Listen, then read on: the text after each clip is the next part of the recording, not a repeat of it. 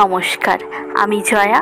আমার চ্যানেল তেজপাতা হোম ডেলিভারিতে আপনাদের সবাইকে জানাই অনেক অনেক স্বাগত। আজ আবারও একটি অর্ডারি রান্নার রেসিপি আপনাদের সাথে শেয়ার করে নেব। আজকের রেসিপি দই কাতলা। আজকের অর্ডারে ছিল জিরা রাইস, মাটন, আর যারা মাটন খাবেন না তাদের জন্য ছিল দই কাতলা। সেই দই কাতলার রেসিপিটাই আজ শেয়ার করে নিলাম। আপনারা বাড়িতে এইভাবে একবার দই কাতলার রেসিপি ট্রাই করে দেখতে পারেন। আশা করি আপনাদের নিশ্চয়ই ভালো লাগবে। এখন রেসিপিটি দেখে নেব। প্রথমে মাছের পিসগুলোকে ভালো করে ধুয়ে নিয়েছি। এখন পরিমাণ মতো লবণ দিয়ে ভালো করে মাছটা মাখিয়ে নেব। দই কাতলার ক্ষেত্রে কাতলা মাছটা যদি দেশি হয়ে থাকে তাহলে টেস্টটা আরও বেশি ভালো আসে। তাই আজ আমি দেশি কাতলা মাছ নিয়েছি, লবণ মাখিয়ে নিয়েছি। এখন মাছ ভাজার জন্য কড়ায় তেল দিয়ে দিচ্ছি। তেলটা সাদা তেল বা রিফাইন তেল ব্যবহার করছি। তেলটা ভালো করে গরম হয়ে এলে মাছটা ভেজে নেব। এক পিঠ হয়ে এলে এইভাবে উল্টে দিয়ে অপর পিঠটাও ভেজে নেব। তবে মাছটা এখানে বেশি কড়া বা লাল করে ভাজবো না। মাছ ভাজা হয়ে গেছে, এখন তুলে নিচ্ছি। মাছটা দেখে আপনারা নিশ্চয়ই বুঝতে পারছেন মাছের গায়ের রংটা সাদাও নেই, আবার খুব যে বেশি লাল হয়ে গেছে তাও নয়। এইভাবেই সব মাছ ভেজে নিয়েছি। এখন দই কাতলা বানানোর সম্পূর্ণ উপকরণগুলি দেখে নেব। এখানে কি কি রয়েছে বলে দিচ্ছি।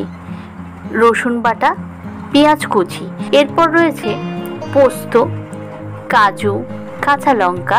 এই সব উপকরণগুলি পেস্ট বানিয়ে নেব। এরপর রয়েছে টক দই, আর ফোড়নের জন্য রয়েছে গোটা জিরে, তেজপাতা, শুকনো লঙ্কা, দারুচিনি, ছোট এলাচ, আর রয়েছে বাটার। এগুলি ছাড়াও আরও একটি উপকরণ রয়েছে, যেটি হলো আমল দুধ। সেটা দেবার সময় দেখিয়ে দেব।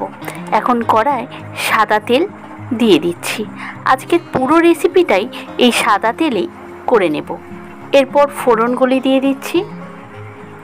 এখন ফোড়ন থেকে দারুণ একটা ফ্লেভার উঠে আসছে। ঠিক এই সময় দিয়ে দেব রসুন বাটা। আজ কিন্তু রসুনটা বেশি ভাজলে হবে না, একদম হালকা করেই ভেজে নিতে হবে। বেশিক্ষণ নয়, জাস্ট 1 মিনিট। এরপর পেঁয়াজ বাটা দিয়ে দেব।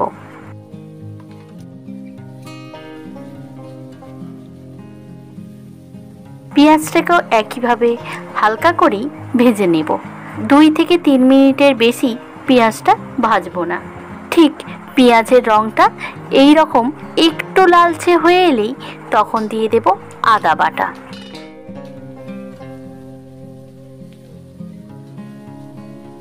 আদা 1 মিনিট ভেজে নিয়েছি। এখন কাজু বাদাম বাটা দিয়ে দেব।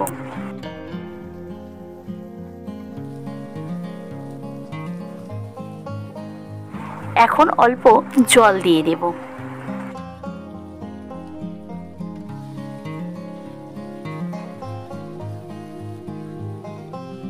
এরপর কাঁচা লঙ্কা বাটা দিয়ে দিচ্ছি। এরপর ফেটিয়ে রাখা টক দই দিয়ে দেব।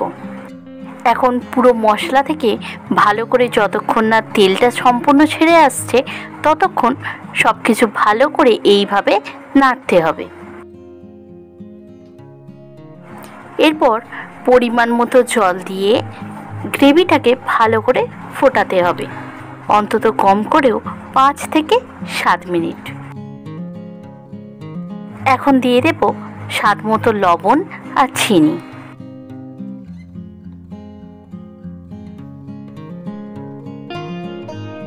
গ্রেভিটা যতক্ষণ ফুটে রেডি হচ্ছে ততক্ষণ আমল দুধটা গুলে নেব।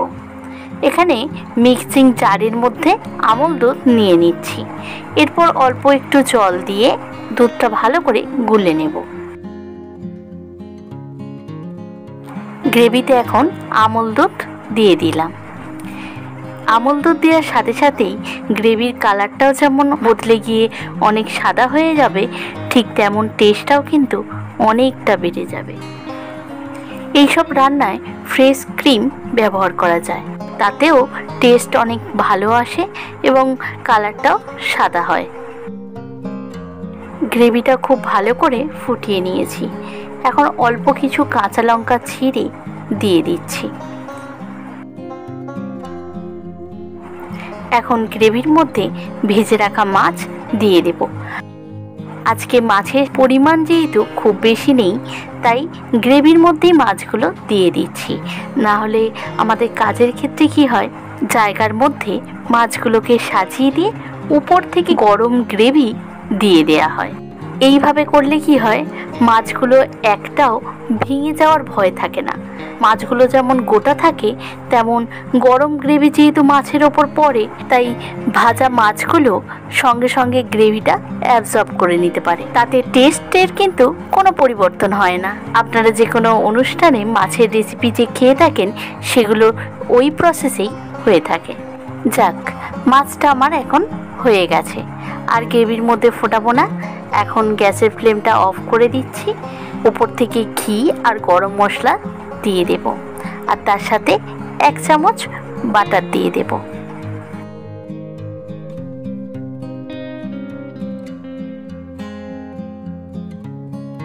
আজকের রেসিপি দই কাতলা সম্পূর্ণ এখন রেডি হয়ে গেছে।